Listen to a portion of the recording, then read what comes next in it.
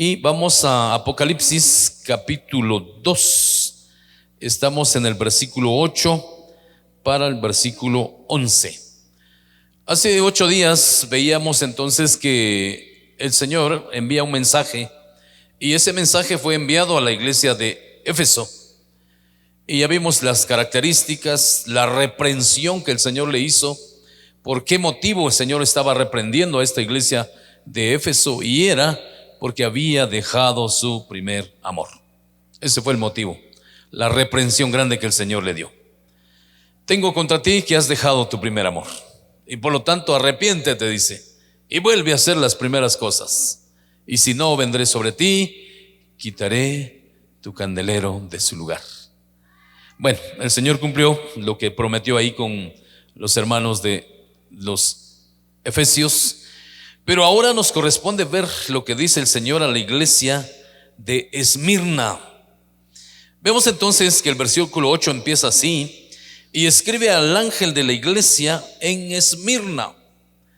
No olviden que ángel puede referirse al anciano, al encargado, al pastor de la iglesia Esmirna, el primero y el postrero, el que estuvo muerto y vivió, dice esto.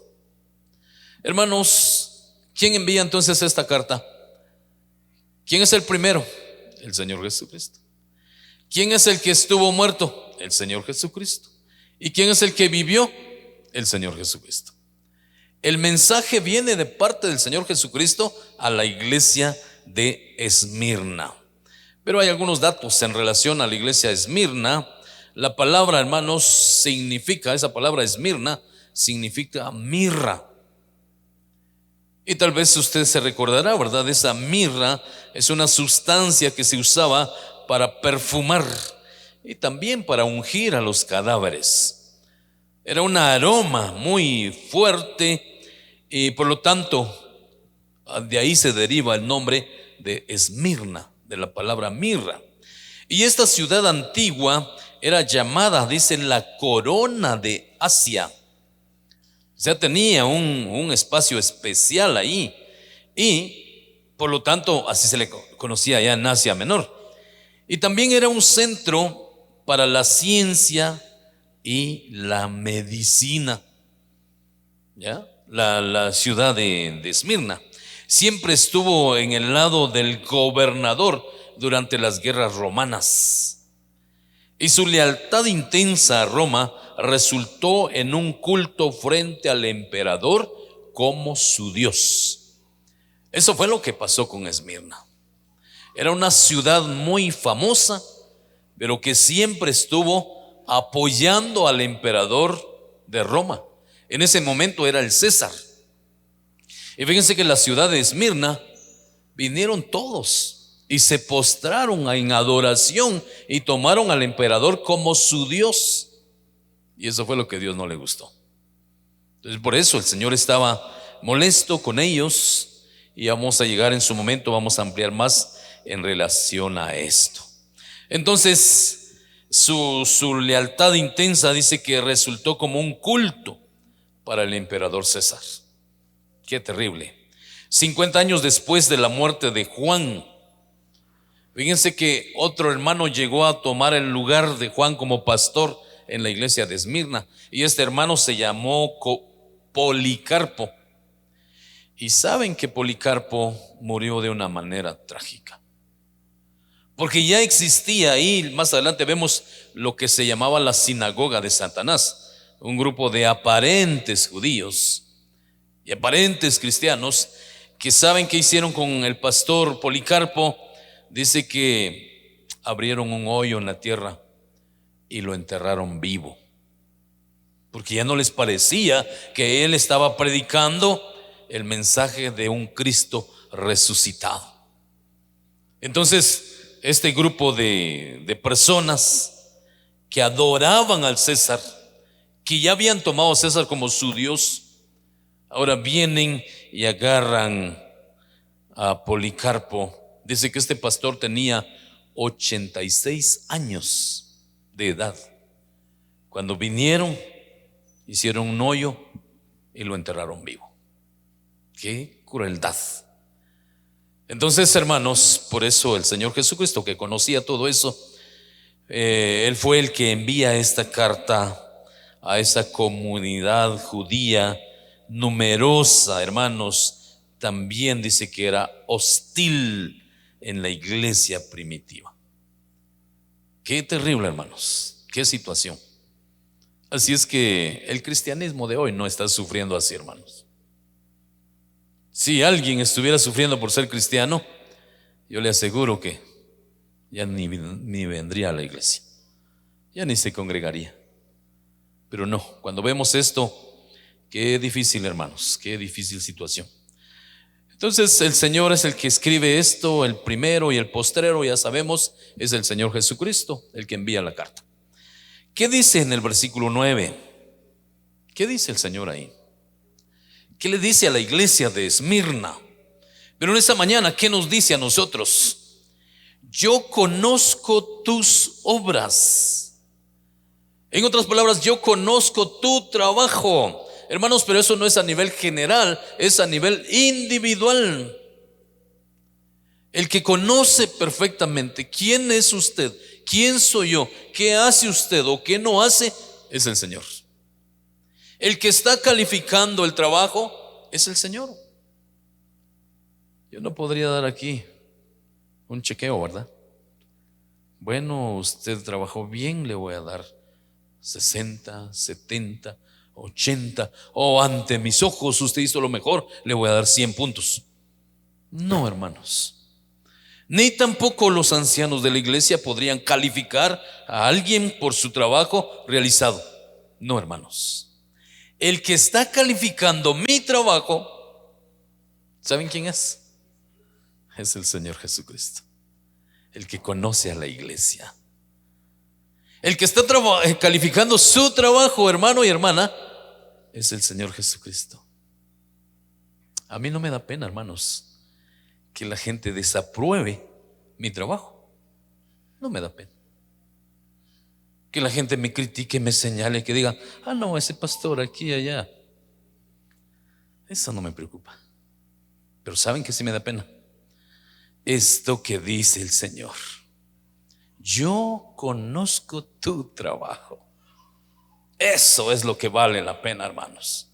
Y eso es lo que más debemos de enfocarnos entonces, que si yo voy a hacer algo, lo voy a hacer con el temor de Dios, porque es para el Señor. Dijo el apóstol Pablo, ¿verdad? Y todo lo que hagáis, sea de qué, gracias hermano, sea de palabra o de hecho, hacedlo como para el Señor y no para los hombres. Hermanos que hoy me escuchan, que hoy nos ven, todo lo que hagamos, hagámoslo como para el Señor y no para los hombres. Usted no venga a dirigir aquí para que yo lo vea como pastor. Usted no venga a sentarse ahí para que yo vea, vino el hermano o la hermana, qué bueno, qué excelente. No. Como le digo, yo puedo darle 100 puntos y el Señor le puede dar 1 punto, o de repente nada. Yo puedo halagarlo, ¿verdad, hermano? Qué excelente, buen trabajo, buen ministerio. Pero el Señor, ¿qué estará diciendo? Ni tampoco yo puedo halagarme aquí, miren hermanos, soy el mejor pastor que aquí, que allá. Y si el Señor no me está calificando así.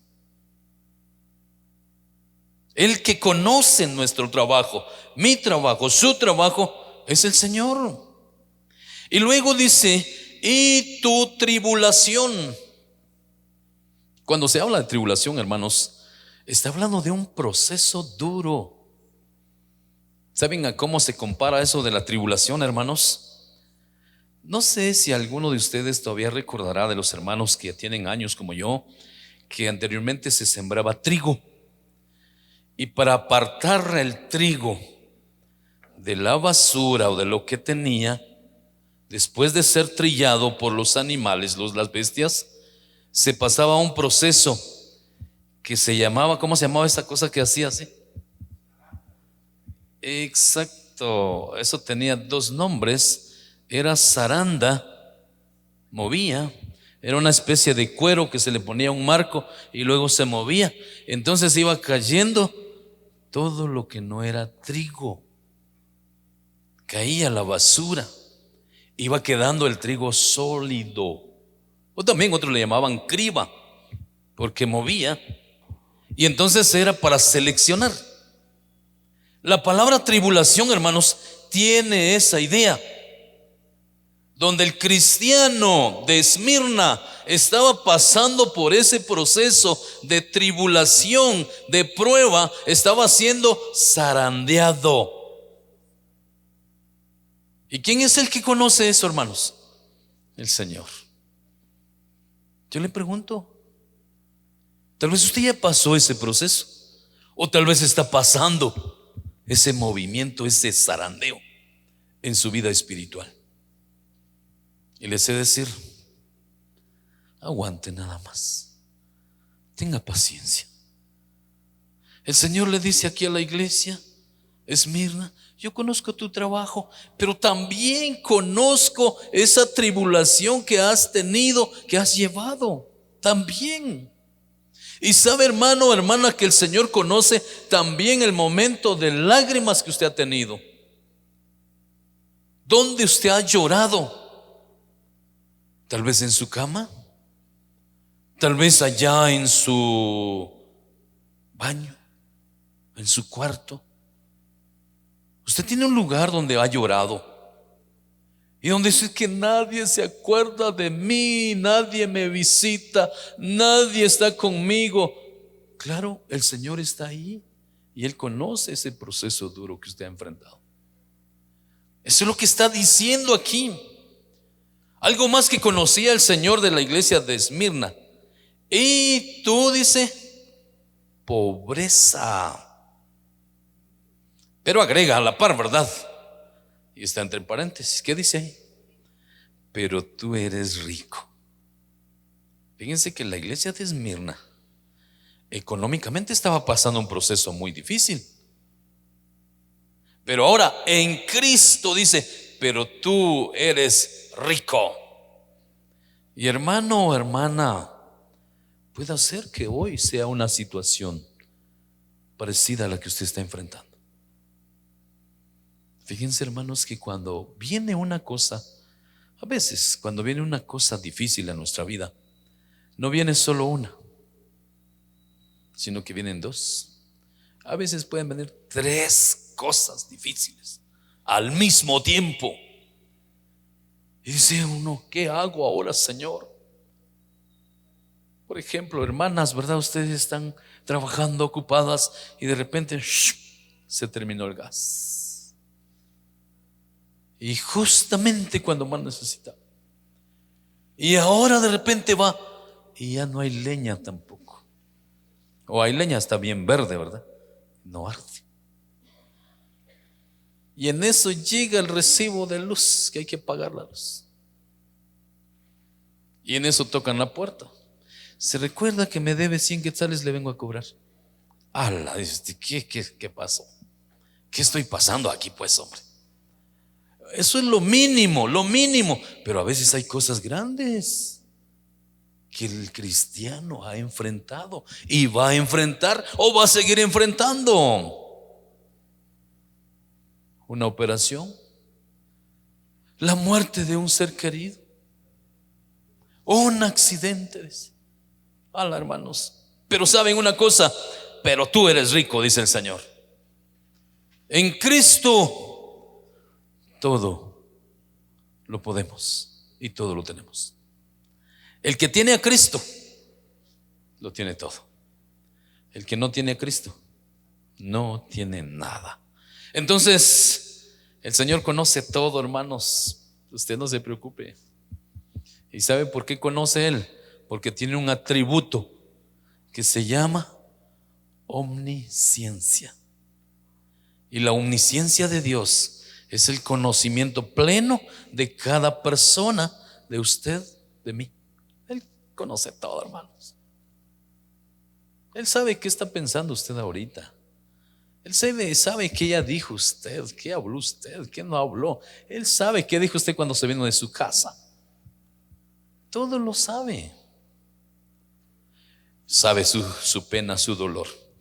Agrega la otra parte del versículo: y la blasfemia de los que se dicen ser judíos. ¿Y qué dice? Y no lo son, sino que ¿qué son? Dice: sinagoga de Satanás.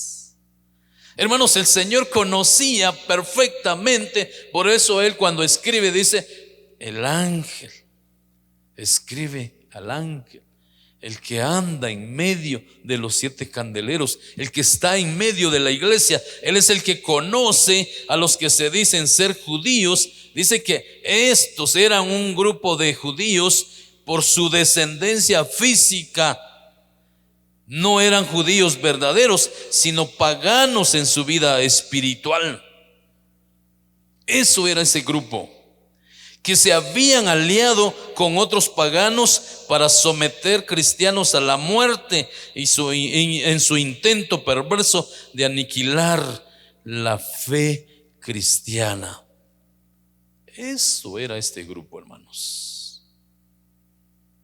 Miren, parecían ser judíos, pero no lo eran, sino que en sí, en realidad eran, dice, sinagoga de Satanás, por el rechazo al Mesías, por el rechazo al Jesucristo resucitado. Y entonces ellos se aliaron con ese grupo.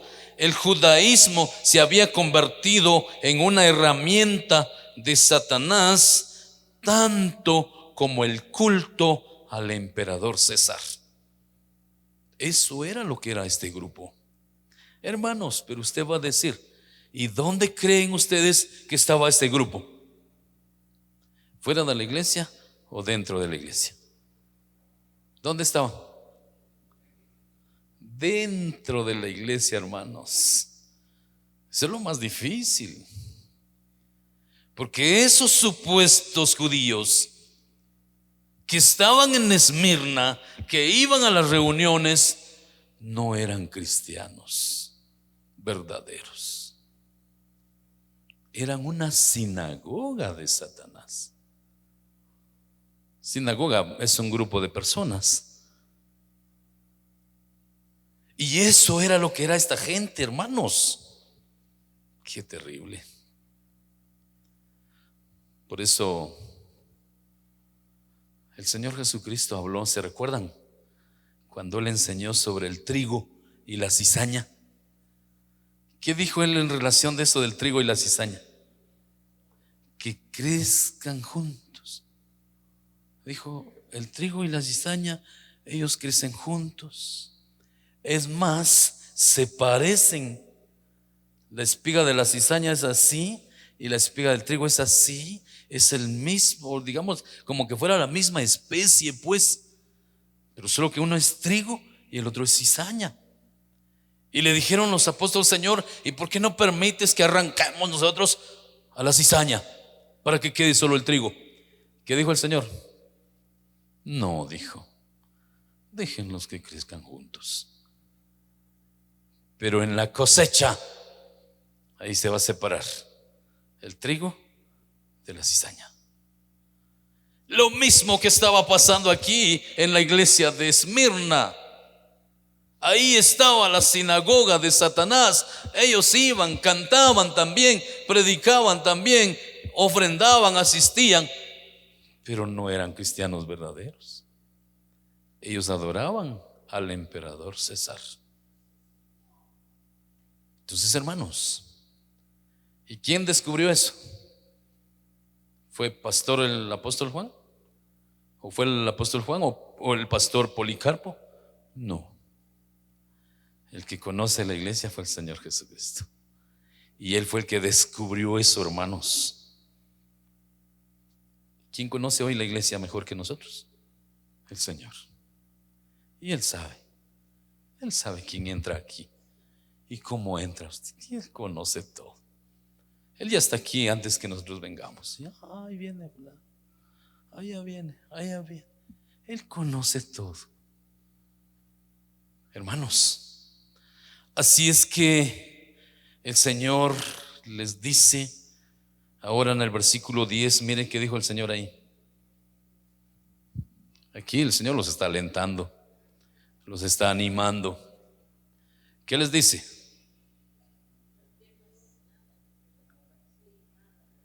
Ajá. No temas en nada lo que vas a padecer. He aquí, el diablo echará a algunos de vosotros en la cárcel para que seáis probados y tendréis tribulación por 10 días. ¿Qué se le pide a la iglesia? Sé fiel hasta la muerte y yo te daré la corona de la vida. Hermanos, palabras de ánimo, de aliento que les da el Señor a través de esta carta. Y esa palabra no temas, no la vayamos a confundir con el temor a Dios. No, aquí esta palabra es no tengas miedo. Aquí sí está hablando del miedo. Iglesia de Esmirna, no tengas miedo, dice. Iglesia Alfa y Omega, no tengas miedo en nada lo que vas a padecer. Hoy, posiblemente, por eso digo posiblemente, alguien tiene miedo. Miedo a ser cristiano. Miedo al qué dirán de mí. Miedo hasta su misma familia. Es que si yo voy a ser cristiano, me van a desheredar, me van a expulsar. No tengas miedo, dice. Hermanos, si pasara por ahí, por su mente, algún síntoma de miedo, por la persecución al cristianismo, a qué dirán, a ser cristiano, hermano, el Señor dice, no tengas miedo en lo que vas a padecer. Porque el diablo dice aquí echará a algunos de vosotros en la cárcel para que seáis probados. Vemos aquí también lo que puede pasar, ¿verdad? Cuando habla aquí de la palabra diablo, hermanos, ese nombre es un nombre griego y se le asignaba al primer enemigo de Dios. Que la palabra diablo significa acusador. ¿Ya? La palabra diablo significa acusador. ¿Y sabían ustedes, hermanos, que este acusador dice que se presenta de día y de noche delante de Dios? ¿Y saben a quiénes acusa?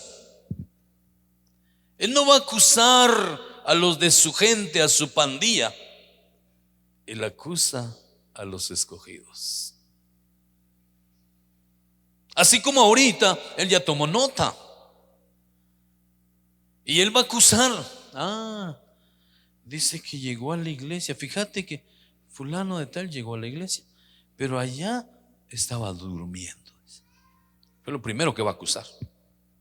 Allá estaba platicando. Allá estaba haciendo esto. Él es el acusador número 1, hermanos, del cristiano. Miren, él todo lo malo que ve, que se hace, rapidito va a acusar. Por eso se le llama diablo. Se llama acusador. La palabra que se utiliza también para las diaconisas es un requisito que hay ahí en Tito. Y ahí dice que no sean no calumniadoras, dice. Y esa palabra se deriva de la palabra diabulas. ¿Sí? Y otros dicen, no es la palabra, son las diablas, dicen que son acusadoras, calumniadoras, dicen. Pero lo cierto es de que el diablo, que es el acusador, por eso, hermanos, yo le pregunto, no sé si alguna vez usted ha sido testigo de alguien ante un juez? No voy a decir amén. No estoy preguntando que diga ahorita. Pero fíjense que el que va como testigo normalmente es un diablo, es un mentiroso. Porque él va a favor del que lo contrató. Mira, vas a ir a decir esto y esto, que es cierto y a veces no es cierto, pero ya le pagaron. Entonces él se constituye en un acusador, en un diablo mentiroso. Y si va a favor de su cliente, pues ese es el trabajo de Satanás, hermanos. Acusar, llegar. Entonces, hermanos, para una discusión acerca de Satanás, ahí tenemos en Efesios 6, 10 al 17, cuando el apóstol Pablo hablaba ahí de tomar toda la armadura del cristiano, ¿verdad? La Biblia, la oración, la fe, para no caer en las garras de Satanás. Habla ahí de tribulación por 10 días, ¿verdad? Que el diablo echará, dice, a algunos en la cárcel para que seáis probados y tendréis tribulación por 10 días. Eso, hermanos, se refiere que iban a tener un encarcelamiento, pero que iba a ser breve. Y luego el Señor iba a permitir que salieran. Hermanos, si usted se da cuenta también, ¿cuántos nos hemos enfermado en estos últimos 2 meses? ¿Se ha enfermado usted alguna vez? ¿Cuánto tiempo dura la enfermedad? Si hablamos de una gripe, y yo recientemente me enfermé de una gripe fuerte, pero no fue más de 8 días, 10 días, y de ahí pasó. En ese proceso que estaba, decía yo, con fiebre, no me podía ni bañar, qué ardor de pecho, la garganta, qué incómodo, decía yo, no puede ser que más tiempo en la cama, no quiero estar, no quiero saber nada. Incluso todo barbado estaba, no me había rasurado. Digo, no puede ser que todo el tiempo voy a estar así. 10 días, y de ahí un bañito rico y a seguir comiendo otra vez. La enfermedad no es para siempre. La tribulación no es para siempre. Hermano, hermana, lo que esté pasando ahorita mismo, eso no es para siempre. Llegará un momento a su final, llega el límite y usted sigue normal otra vez su vida. A eso se refería aquí. Es cierto, iglesia, Esmirna, van a tener tribulación por 10 días, por poco tiempo, pero luego va a pasar.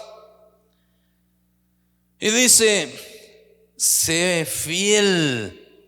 ¿Hasta cuánto tiempo, hermanos? Hasta la muerte. Pongámosle mucha atención a eso, hermanos. Sé fiel.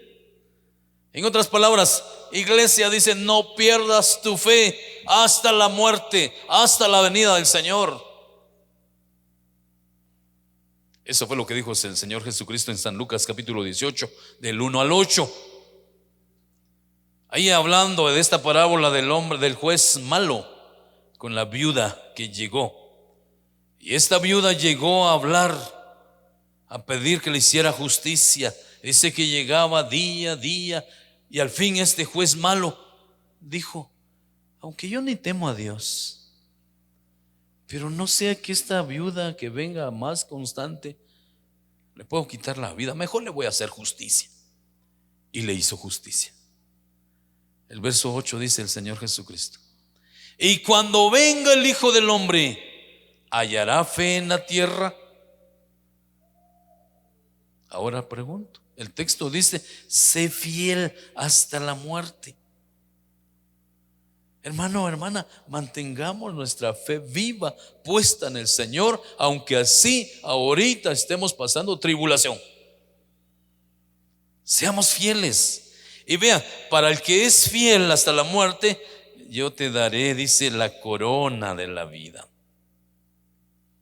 Hermanos, aquí en esta interpretación, esa corona de la vida se puede tomar como la misma corona de la vida que ya tenemos, la vida misma que tenemos hoy. Es como un premio que el Señor nos ha dado por nuestra fidelidad. Tenemos fe en el Señor nos da la vida como una recompensa y no una corona literal para adornar su cabeza. La corona aquí, hermanos, no se refiere a lo que los reyes usaban en aquel entonces, o también a los que ganaban una corona de laureles que le llamaban una guirnalda, ¿verdad? No, hermanos, la misma vida que tenemos ya es una corona para nosotros. ¿Vale la pena pasar tribulación? Sí. ¿Vale la pena aguantar? Sí. Pero vale más la pena tener la fe puesta en el Señor, que todo es pasajero. Versículo 11, ¿cómo termina diciendo ahí? Eso también es importante, hermanos. Eso es importante ponerle mucha atención. ¿Qué dice el verso 11?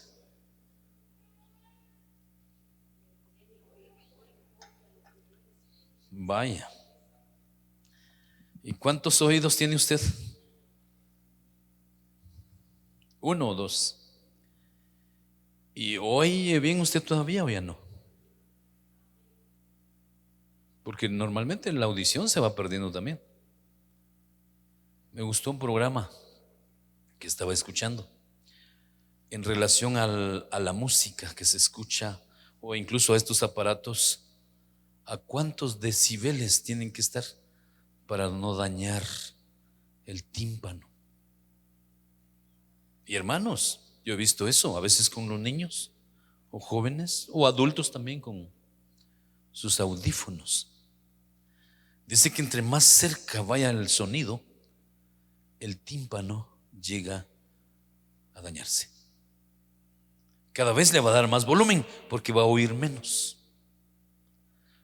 Y sabían, hermanos, que aquel presidente sanguinario de Alemania llamado Hitler, cuando agarraba a sus rehenes, ¿sabe qué hacían con los rehenes?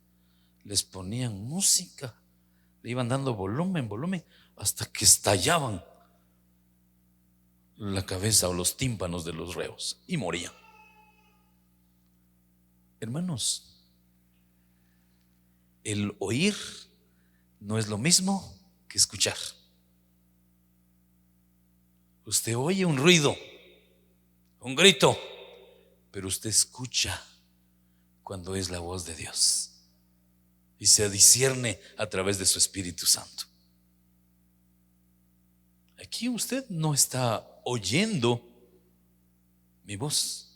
Más bien, usted diría: yo voy a escuchar la voz de Dios a través del que predica. Sea yo ahorita en su momento, pero en su momento puede ser otra persona. Escuche la voz de Dios. Siguiendo con eso de los decibeles, en una conversación normal dice que uno llega a desarrollar los 25 decibeles. Así sí, sin micrófono. ¿Y sabían ustedes que los de el MAGA, quiénes fueron los que mandaron a hacer rotulitos ahí, salida y todo eso? Ellos dijeron que en las iglesias no puede darse más de 25 decibeles para que la gente escuche, porque si no estamos abusando de sus oídos. Y 25 sería así, miren, sin micrófono. ¿Escuchan ahí, hermanos? Amén. Pero ¿saben por qué a veces se usa esto? Porque se escucha más lo que la gente está hablando que lo que está enseñando el predicador. Por eso se usa un micrófono. Y que de aquellas iglesias que ponen aquí al frente 1, 2, 3, 4, 5, 10 torres de bocinas, otras aquí, otras allá. Me ha tocado ir a predicar a lugares así. Les digo: hermanos, perdón, y lo pasan uno hasta aquí adelante, perdonen, pero yo voy a hacer para allá, por mis oídos. Terminó la música, no se oye nada, hermanos. Y cuando yo subo, apenas se va esclareciendo.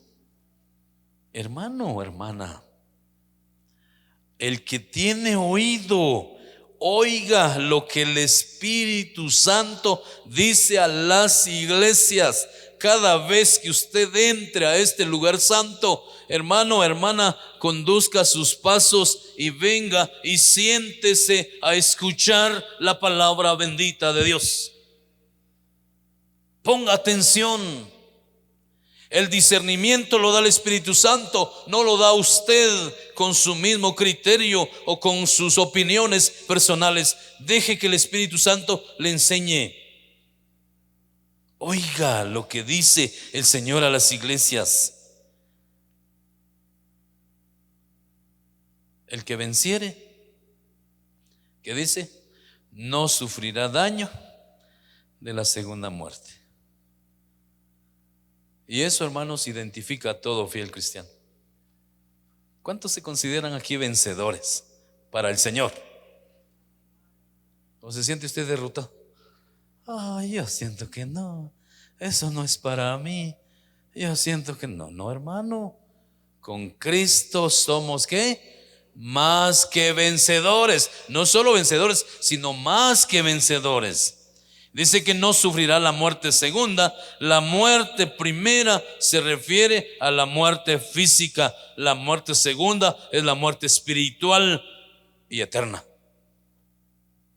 O sea que en Cristo, hermanos, tenemos vida eterna. Y tenemos que ser vencedores. Tenemos tribulación también, pero el Señor está con nosotros. Que Dios bendiga su palabra. Pónganse de pie.